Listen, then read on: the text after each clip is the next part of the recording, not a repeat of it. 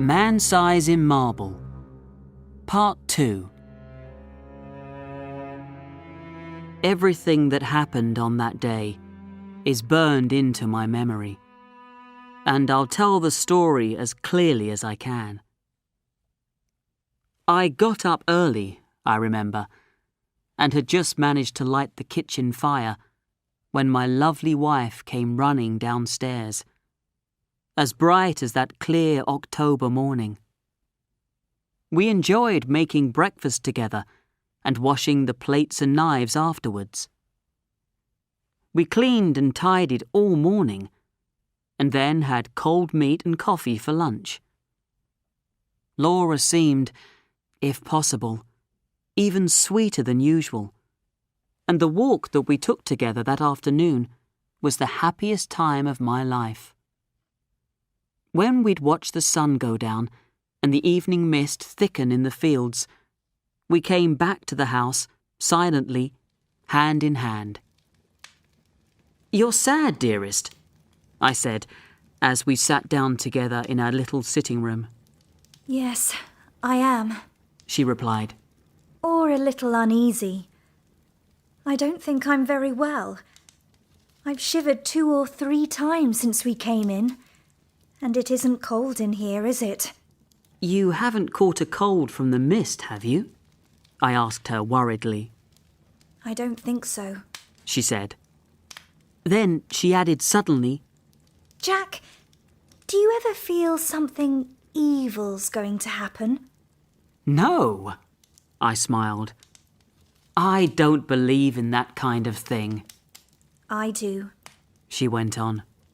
"The night my father died, I knew it, although he was far away in the north of Scotland." We sat watching the fire for some time in silence. In the end, she jumped up and kissed me suddenly. "Don't worry about me," she said. "I'm better now. What a baby I am. Let's play some music together." So we spent a happy hour or 2 at the piano. At about 10:30, I felt I needed my pipe. Laura looked so white, I felt it would be awful to smoke inside. So I said, "I'll take my pipe outside." "I'll come too." "Not tonight, dearest. Go to bed. You look really tired." I kissed her, and was turning to go when she threw her arms round my neck and held me close, saying, "I never want to let you go. Don't stay out too long." "I won't." I walked slowly out of the front door, leaving it unlocked. What a night it was. The sky was full of dark clouds hurrying by, and a thin mist covered the stars. The moon swam high up, sometimes disappearing behind the fast-moving cloud river, and sometimes shining down on the trees, which waved slowly and noiselessly below. There was a strange grey light that night, which shone over all the earth. I walked up and down. Everything was silent. The wind was so high in the sky, even the dead leaves on the path were still and quiet. Across the fields, I could see the church tower, standing black against the sky. I heard the church bells striking. It was 11 o'clock already. I turned to go into the cottage, but the night held me. I couldn't go back into our warm rooms just yet. I decided to walk over to the church. I felt in a strange way I should offer up my thanks there for my faithful, loving wife. I imagined then our long, sweet life together.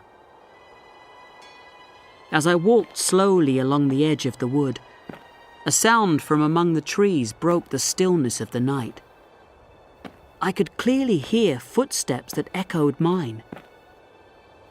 "It's probably a villager looking for fallen branches for their fire," Or hoping to catch some forest animal under cover of darkness, I thought. But he really should learn to step more lightly. I turned into the wood. Now the footsteps seemed to come from the path behind me. It must be an echo, I said to myself. Soon I was crossing the churchyard. I stopped for a while at the seat where Laura and I had watched the sun go down. Then I saw the church door was open. I felt bad about not closing it well on our last visit, for we were the only people who came there, except on Sundays.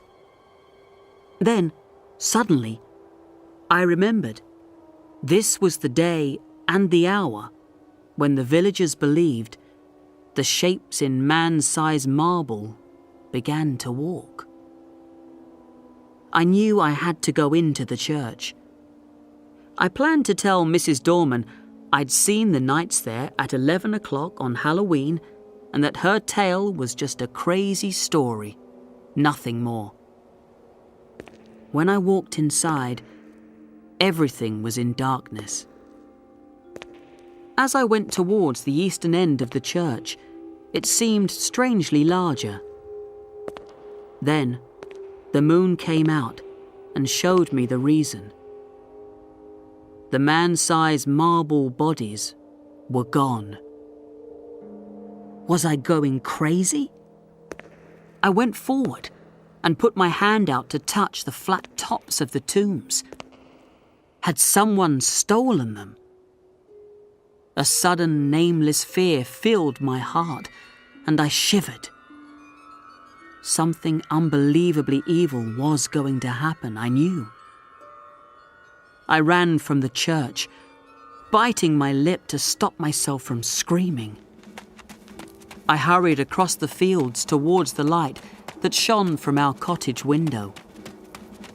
Suddenly, a black figure jumped out of the blackness in front of me. I ran towards it crazily, shouting, "Get out of my way!" But a hand took my arm and held it strongly. The big Irish doctor shook me repeatedly. "Hey there!" he cried. "Let me go!" I shouted. "You don't understand. The marble figures have gone from the church." He laughed long and loud at that. "You've been listening to too many old village tales," he said. "I've seen the empty tombs, I tell you." "Look, come with me. I'm going over to old Palmer's. His daughter's ill. We can stop at the church on the way and you can show me what you think you saw." "All right," I said. He still held my arm as we entered the church and walked to the eastern end of it. I had my eyes closed. I knew that the figures wouldn't be there. I heard Kelly strike a match. "Here they are," said the doctor. "as large as life." I opened my eyes, and by the light of Kelly's match, I saw the two shapes lying in their marble on the tombs. "Thank you," I said. "Perhaps it was a trick of the light. Or perhaps I've been working too hard. I can't understand it. I was sure they were gone." I know. Just don't let your thoughts run away with you. He was looking closely at the figure on the right, whose stony face was the most evil and deadly. "Will you look at that? He said, pointing. The hand on this one's broken." He was right. But I was sure that the last time Laura and I had been there, it had been perfect. "Perhaps someone was trying to steal them," he said calmly. "That still doesn't explain what I thought I saw." "Too much painting and too much of your old pipe explains that." He laughed. "Let's go," I said, feeling a little better. My wife will be worried.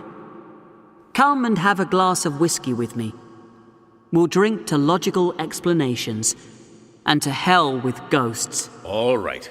It's late. I'll go to old Palmer's in the morning, he replied. Perhaps he thought that I needed his help more than Palmer's daughter. So, talking of different explanations for ghosts, we walked back to our cottage. As we came nearer, I saw the light shining out of the front door. The sitting room door was open too. Had Laura gone out? Come in, I said, and Dr. Kelly followed me into the sitting room. It was brightly lit by candles all over the place. Light, I remembered, was Laura's answer to nervousness. Poor girl, I thought. I'd been so stupid to leave her. But where was she? Then I turned to the open window and saw her. Had she gone there to watch for me? And what had come into the room behind her? To what had she turned with her face full of horror? My poor wife. Had she thought it was my footsteps she'd heard as she turned to meet... what? She'd fallen back across a table by the window, and her body lay half on it and half on the window seat. Her head was thrown back. Her long, untied hair was touching the carpet. Her lips were pulled back from her teeth, and her eyes were wide open in fear. They saw nothing now. What had they seen last? The doctor moved towards her, but I pushed him to one side and ran to her, crying, "It's all right, Laura. You're safe now." Her soft body fell against mine. I held her and kissed her, calling her dear name again and again. "Laura, Laura, Laura!" But I think I knew already Laura! that she was dead. Laura! Laura! Both her hands were closed.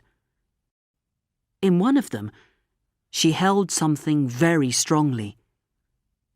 When I was quite sure she was dead, and that nothing mattered anymore, I let Dr. Kelly open that hand to see what it held. It was a grey, marble finger.